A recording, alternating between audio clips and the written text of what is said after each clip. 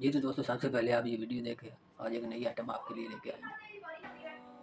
जब मनी निकलती है हमें नहाना फर्ज है, इतना गंदा लेकिन अकीदा है इनका, उसका इतना गंदा। मतलब ये नहीं कि मनी नापाक है। कौन कहता है ये मुसलमान है? जब हम बिस्तरी करते हैं, जो जहनी हालत होती है वगैरह, उसके वजह से नहाना जरूरी है नमाज पढ़ने के पहले। उसका मतलब ये नहीं कि मनी नापाक मनी है, ना पाक लेकिन अक्सर लोग गैर मुसलमान भी समझते कि मनी नापाक है। मनी देख नापाक ली। नहीं है।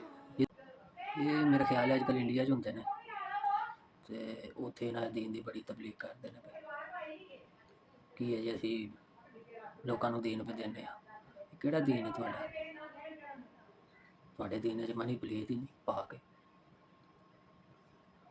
यार तुहानूं हर मजहब दे लोग सुनदे ने, इसे वजह तो मुसलमान नहीं होंदे पे।